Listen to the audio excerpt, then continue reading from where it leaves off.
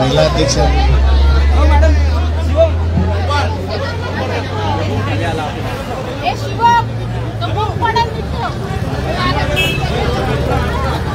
वर गेला फक्त माझा वर गेला कशाला आलवला पण वरती घे आपण चल लगेच चल करतो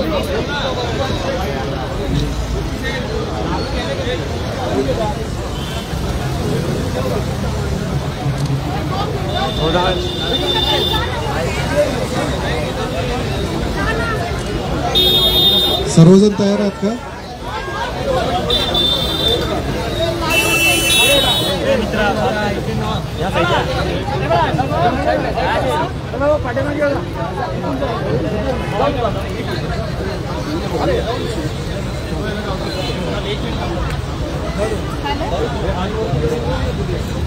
करूया का सुरुवात?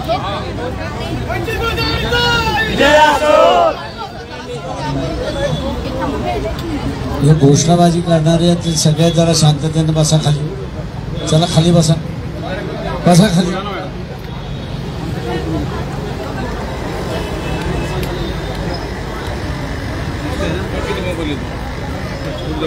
आज या ठिकाणी वंचित बहुजन आघाडीचे राष्ट्रीय अध्यक्ष आदरणीय प्रकाशजीदादा बाळासाहेब आंबेडकर यांच्या उपस्थितीमध्ये वंचित बहुजन आघाडीचे लोकप्रिय उमेदवार माननीय श्री वसंतदादा मोरे यांच्या प्रचारार्थ पत्रकार परिषदेचं जे आयोजन केलं आहे, या पत्रकार परिषदेला आपण सर्वजण पत्रकार बंधू आणि भगिनींना मोठ्या संख्येने उपस्थित राहिल्याबद्दल सर्वप्रथम या ठिकाणी वंचित बहुजन आघाडीच्या वतीनं आपलं या ठिकाणी सहर्ष स्वागत करतो. आजच्या या पत्रकार परिषदेला आदरणीय नेते बाळासाहेब आंबेडकर उपस्थित आहेत. त्याचप्रमाणे ज्येष्ठ नेते वसंतदादा साळवे आहेत.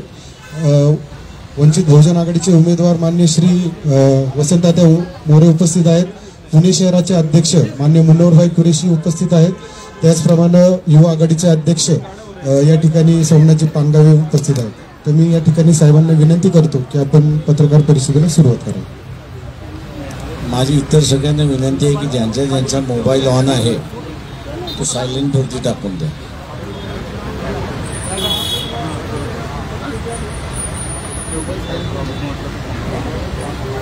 तिसऱ्या टप्प्याच्या असणाऱ्या प्रचाराला सुरुवात झालेली आहे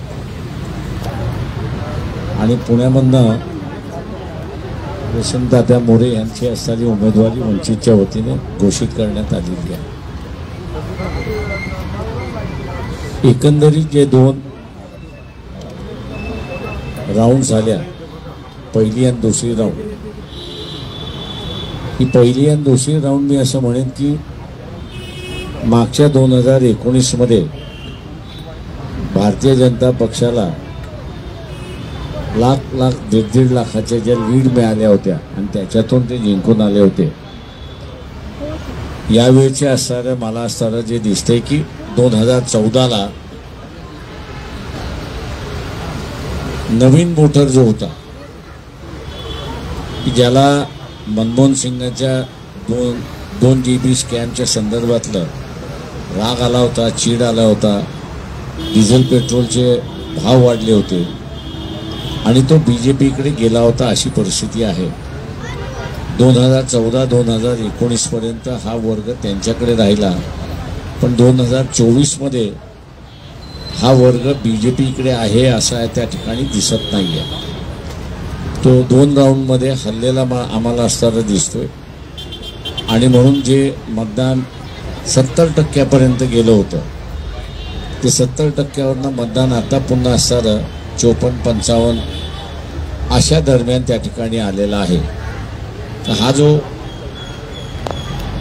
10-12% मतदार जो गेलेला नाही किंवा मतदान करायला तयार नाही आहे, हा आम्ही असं म्हणतोय की भारतीय जनता पक्षाचा मतदार आहे आणि त्यांना त्याचा असणारा फार मोठ्या प्रमाणात परिणाम भोगावा लागतोय असं आम्हाला एकंदरीत त्या ठिकाणी दिसतंय.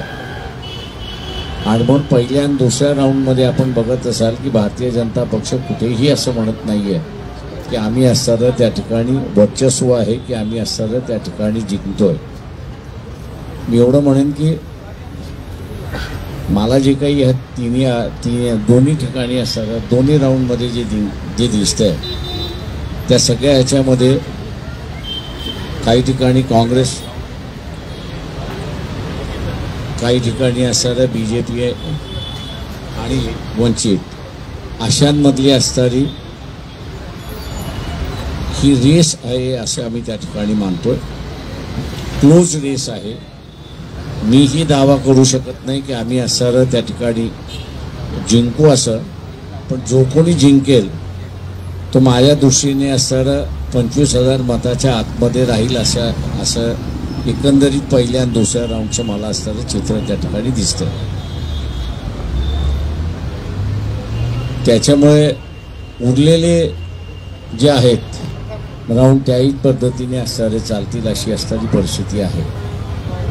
कमिटेड वोटर हा जो काढू शकेल त्याचा विजयी आहे असं मी त्या ठिकाणी मानतोय. आणि कमिटेड वोटर हा काँग्रेसकडे पण आहे असं एकंदरीत त्या ठिकाणी दिसते. तर का अकोल्यामध्ये सुद्धा मी असं पहिल्यांदा असं बघितलं की काँग्रेसने नॉन मुस्लिम उमेदवार देऊन त्यांचा जो हिंदू कमिटेड वोटर होता तो बॅक टू काँग्रेस गेलेला मला असताना त्या ठिकाणी दिसतोय. ही एक परिस्थिती आहे. त्याच्यामुळे काँग्रेसचा मतदार आहे असं मी त्या ठिकाणी मानतोय. त्यांचंही परफॉर्मन्स चांगलं होतं.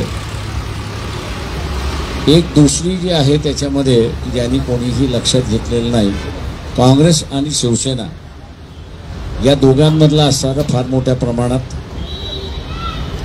वोट ट्रान्सफर होत नाही अशी असणारी परिस्थिती आहे. आणि म्हणून आपण आता शिवसेनेने काँग्रेसचा हिंदू मतदार हा असणारा ट्रान्सफर होत नाही म्हणून असणारा उद्धव ठाकरे शिवसेना जी आहे ती आता मुस्लिम मतांकडे वळलेली आहे अशी परिस्थिती आहे. आणि त्यांना ते असणारं की आम्ही काँग्रेस बरोबर आहोत, तुम्ही आम्हाला मतदान द्या अशी असणारी परिस्थिती आहे.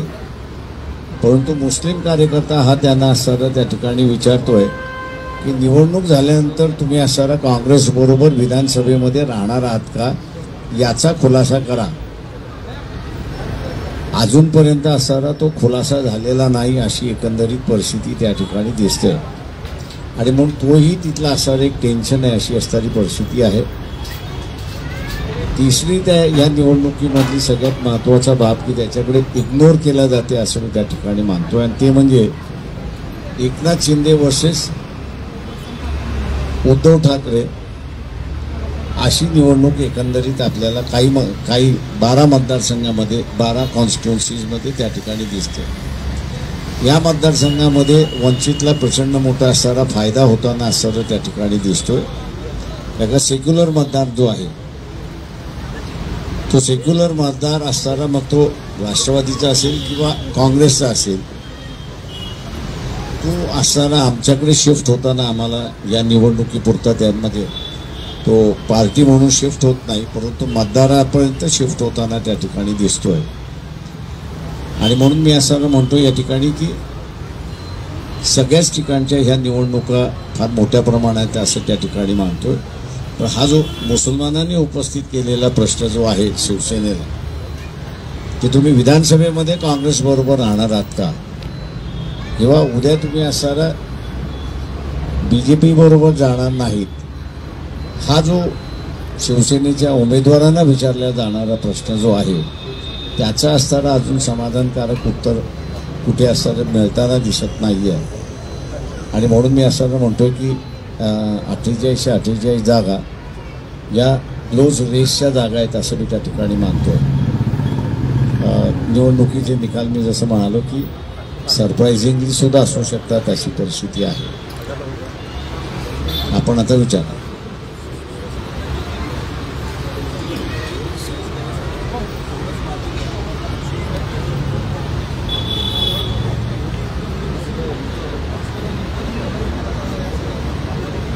माझं म्हणणं असं की अँटी इन्कम्बन्सी फॅक्टर म्हणजे 1.5 लाखाची लीड जी आहे मागची 2019 ती कमी झाली ना. 1.5 लाख मतं असणारा बीजेपीच्या विरोधात गेलीत ही सगळं दिसते ना. त्याच्यामधनं त्यांना असणारं सेव्ह करून आपल्या कॉन्स्टिट्युन्सीज वाचवल्या पाहिजेत अशी परिस्थिती आहे.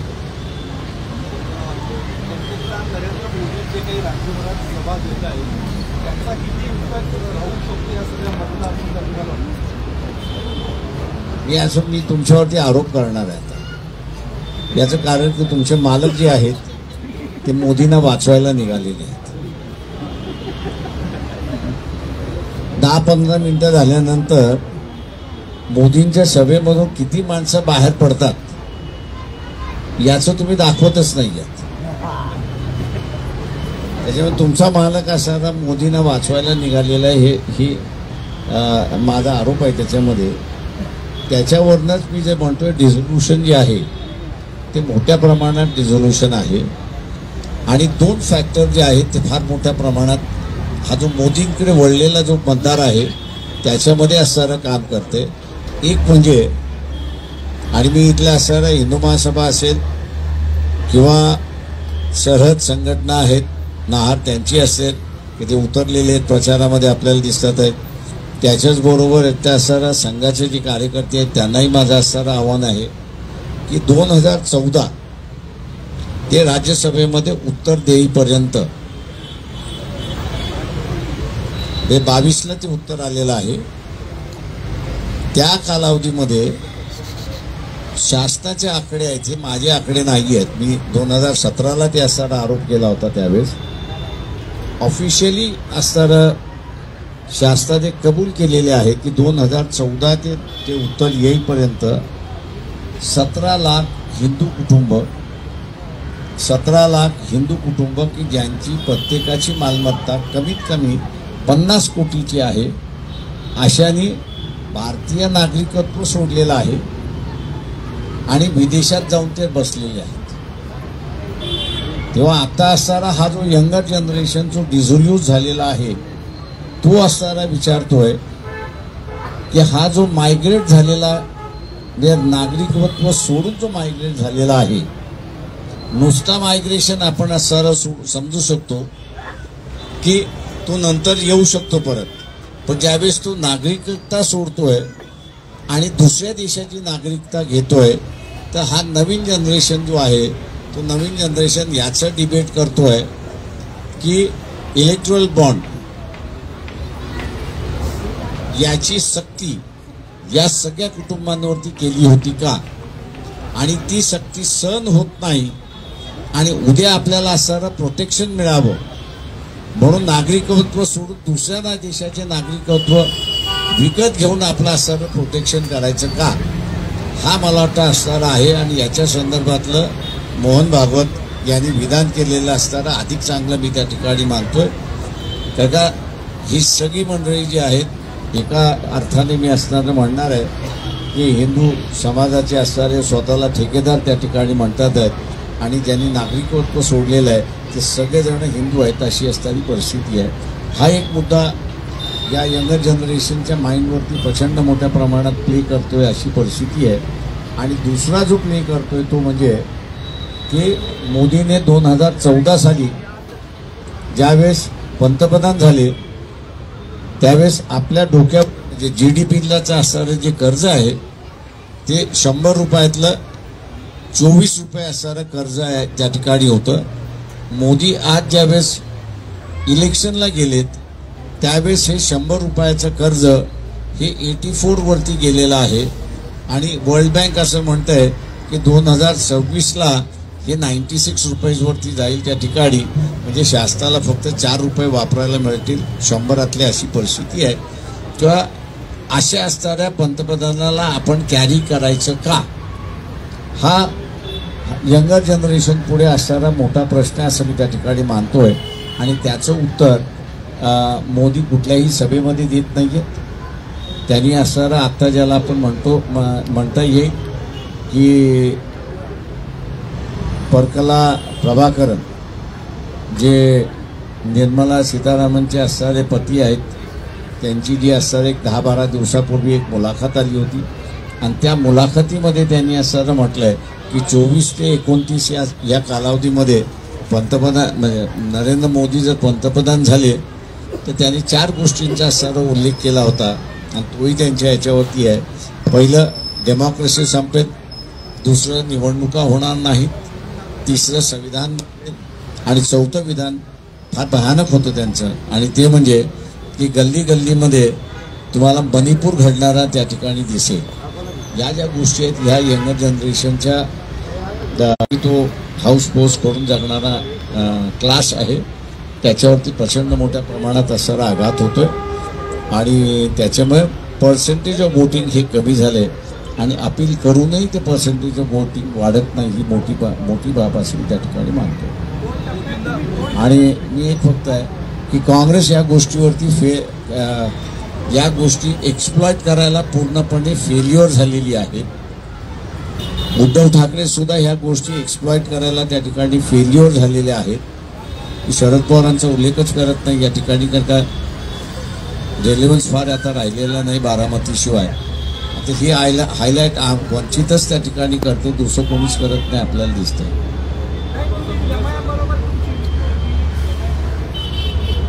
ते काय MIM बरोबरची युती कधीच तुटलेली आहे. आम्ही त्याला असं प्रतिसाद दिलाय का?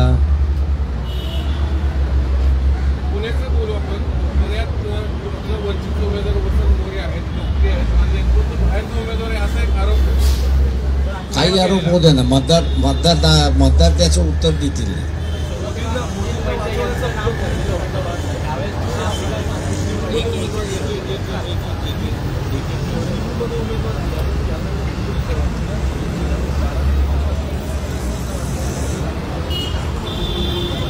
माझं पवारांसमोर बोलणं नाही आहे. एक तर सुप्रिया सुळे स्वतःच आल्या होत्या. दुसरं जे आहे ते जयंत पाटील जे आहेत त्यांनी असताना महाराजांना ज्यावेळेस कोल्हापूरला असताना पाठिंबा द्यायचं हे आलं होतं, त्यावेळेस त्यांनी असताना म्हटलं होतं की आमची लढाई थोडीशी मोठी आहे, त्या आमच्या बाजूने आहात एवढं दाखवा. आणि म्हणून असताना त्या ठिकाणी आम्ही म्हटलं ठीक आहे की आम्ही उमेदवार उभा करणार नाही बारामतीमध्ये किंवा कोणाला.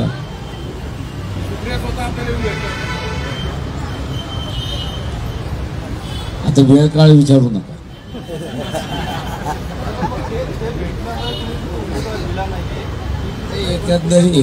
एकंदरीत जी परिस्थिती आहे, काही गोष्टी आम्ही पॉलिटिकली सुद्धा त्या ठिकाणी बघत असतो. नाही असं नाही, म्हणजे नुसतं इमोशनली बघतो असं नाही, तर त्याच्यामधला एक पॉलिटिकल सेन्स सुद्धा आम्ही असं त्या ठिकाणी पाहतो. आणि त्याच्यामुळे आम्हाला असं आमच्या पुढच्या राजकारणामध्ये उमेदवार न देऊन आपण असणारा काही भागू शकतो राहत येस, आणि त्याच्यामुळे आम्ही ठरवलं की उमेदवार द्यायचा.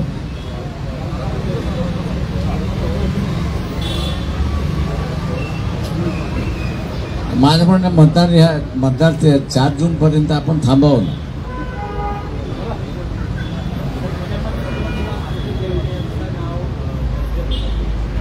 ते मी स्वतःच केलं होतं. आणि माझं म्हणणं असं आहे की त्यांची सुद्धा ही होती की उरलेले सगळे एकत्र लढलो तरच त्यांची असणारी ही होती, नाहीतर त्यांची लढण्याची इच्छा नव्हती हे मला माहीत होतं.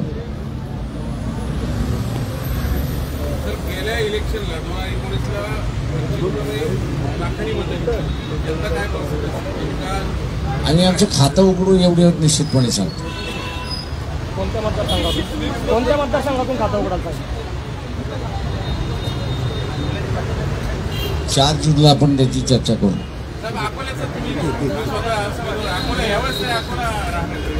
हा, ते म्हणून मी म्हटलं नाही, यावेळेस आम्ही आमचं खातं ओपन करू एवढं मी सांगतो.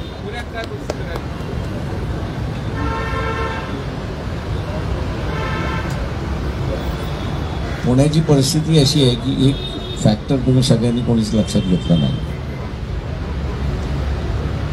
मोरेंचा असताना जो सगळ्यात जमेची बाजू आहे ती म्हणजे आझादांची त्यांची असणारी जमीची बाजू आहे, भोंग्याची असणारी. त्याच्यामुळे मुस्लिम हा जो आहे हा पूर्णपणे वन साइडेड जाईल अशी माझी आत्ता तरी माहिती आहे.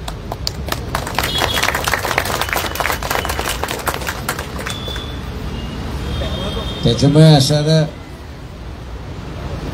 त्या मतदाराला म्हणजे तो असणारा मी 2.5 लाख मतदान असणारा धरतोय, ते 2.5 लाख मतदान ब्रेक करायला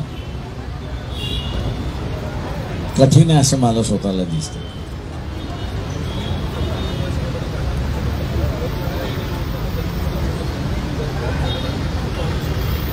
ते काँग्रेस विधानसभेला सुद्धा आणि दुसरं जे काही गव्हर्नमेंट फॉर्म होईल, समजा उद्या बीजेपी आली तर बीजेपी बरोबर जाणार नाही याची सुद्धा गॅरंटी नाही आहे. त्याला एकंदरीत जे आहे कल्याण मतदारसंघ, आपण जो मुख्यमंत्र्याचा मतदारसंघ आणि दोघांचं हार्ड वय जे म्हणून असं असतं त्या ठिकाणी मान्य केलं जातं. त्या ठिकाणी वैशाली राणे यांना जी उमेदवारी देण्यात आलेली आहे ते अत्यंत वीक उमेदवार देण्यात आलेला आहे असं त्या ठिकाणी मानलं जातं. आणि म्हणूनच मुस्लिम समाज त्या मतदारसंघात फार मोठ्या प्रमाणात आहे, नाही असं नाही. तेव्हा तेच असं विचारत आहेत की ज्यांच्याशी यांचा हार्ड वैरी आहे तिथेच एकदम वीक उमेदवार देणं याच्याच वरनं असणाऱ्या शंका निर्माण झालेल्या आहेत आणि म्हणून मुस्लिम समाज तिथं विचारतोय अशी परिस्थिती आहे.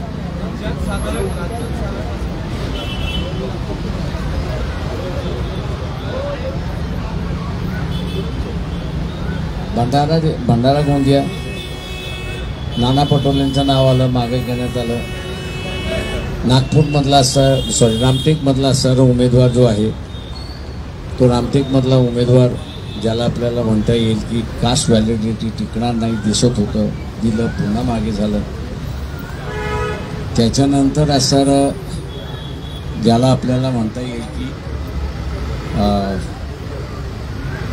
यवतमाळ वाशिम मतदारसंघ जो आहे, एकनाथ शिंदेकडून ज्यावेळेस भावना गवळी येत नाही असं ज्यावेळेस जाहीर झालं त्यावेळेस ती एक संधी होती की चांगली सीट उद्धव ठाकरे यांना असणारा देऊन ती जिंकण्याची, पण तेही त्या ठिकाणी दिसलं नाही. त्याच्यानंतर नांदेडची आहे त्याला असं दिसतंय, बुलढाण्याची आहे की जिथे मला असं दिसतंय, रावेर आहे, जळगाव सुद्धा त्याच कॅटेगरीमध्ये येते ना. व अशा असणाऱ्या अनेक कॉन्स्टिट्युन्सीज आहेत की तिथे चांगले कॅन्डिडेट तुम्ही फील करू शकत होतात, ते उभे केले नाही. परंतु जे लढू शकत नाहीत असेच असणारे उमेदवार तुम्ही उभे केले. म्हणजे नांदेडचे असणारे चव्हाण माणूस फार चांगला आहे, त्याच्या बाजूने उभा राहीन अशी परिस्थिती आहे, पण मेडिकली हीच अनफिट, त्या मतदारसंघामध्ये ते फिरू शकत नाही अशी परिस्थिती आहे.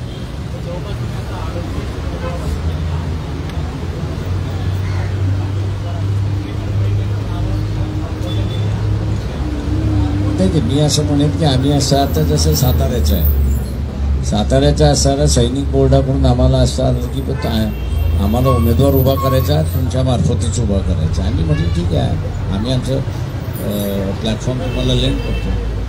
किंवा अशा काही ठिकाणचे असणारे जे आहेत तिथे आम्ही असताना उमेदवार उभे केलेले आहेत आणि त्यांच्या बाबतीत आहे. आता जसं वसंत मोरेंचं आहे, सगळे डावलत होते. का डावलत होते? तर त्यांनी असणाऱ्या मुसलमानांची बाजू घेतली म्हणून डावलत होते. आता हा एक फॅक्टर होऊ शकत नाही ना की भूमिका घेतलेली आहे, भूमिकेवरती मतभेद असेल, पण तुम्ही असणारा बीजेपीची लाईन ओढायला निघालेला,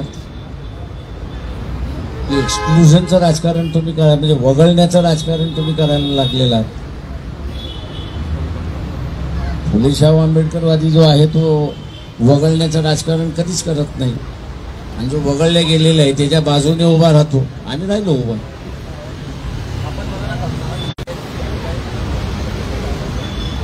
लोकसभेनंतर काहीतरी राज्यामध्ये मी एवढं म्हणेन की राग हा असताना आत्ताच्या सरकारच्या विरोधात आहे असं मी त्या ठिकाणी मानतो. तो राग आम्ही कन्सॉलिडेट करण्याचा प्रयत्न त्या ठिकाणी केलेला आहे त्या ह्याच्यामध्ये, आणि त्याच पद्धतीने जे प्रत्यक्ष उमेदवार आहेत त्यांनीही केलेलं आहे. त्याच्यामुळे मी असं म्हणतो की इथं असणारे ही रेस फार क्लोज रेस आली.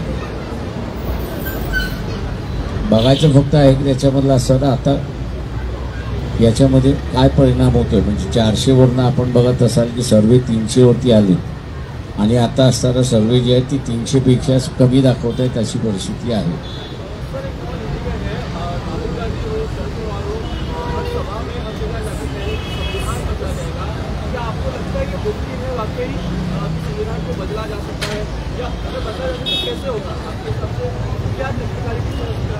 देखिए, एक ऐसा है कि टेक्निकलिटीज़ में तो जाऊंगा नहीं, लेकिन इस देश की जो फाइनेंस मिनिस्टर है निर्मला सीतारामन जी, उनके पति का ही बयान है इंटरव्यू में कि 2024 अगर बीजेपी दोबारा चुन के आती है तो ये संविधान बदलेंगे. और इसलिए मैं अभी समझता हूँ कि हर पब्लिक मीटिंग में मोदी जहाँ जहाँ जा रहे हैं वो यही जुमला दे रहे हैं कि बाबा साहब भी अगर आए तो भी संविधान नहीं बदल सकते. लेकिन ये मैं कहता हूँ कि ये उनका दिखावा है. प्राइम मिनिस्टर जो है वो बाबा साहब नहीं बनने वाले हैं. प्राइम मिनिस्टर जो है वो नरेंद्र मोदी बनने वाले हैं. तो वो प्राइम मिनिस्टर की हैसियत से बदलेंगे या नहीं बदलेंगे इसका जवाब वो नहीं दे रहे. इसलिए जानकारों का कहना है कि इनके टेबल पर संविधान बदलना है, यही रिफ्लेक्ट होता है. उद्धव ठाकरे हे विधानसभेला काँग्रेससोबत युतीमध्ये राहतील का नाही, एक कारण असू शकतं का, आहे का शिवसेनेसोबत तुमची? ते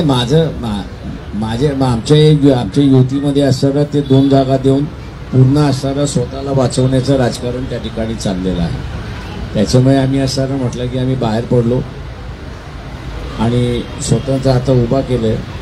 आता स्वतःचं उभं केल्यानंतर सगळेजण हे म्हणायला लागले की अचानक हे कसं उभं राहिलेलं आहे. अचानक नाही, गेले 5 वर्षापासून आम्ही असणार हे करत होतो. आणि म्हणून माझ्या प्रत्येक प्रेस कॉन्फरन्समध्ये म्हणत होतो की आम्ही कोंबडी शिजवली की मिळून खाऊ, पण हे असणारं ओरबडून खायला बघत होते की ते आम्ही असणारं होऊ देणार नव्हतो.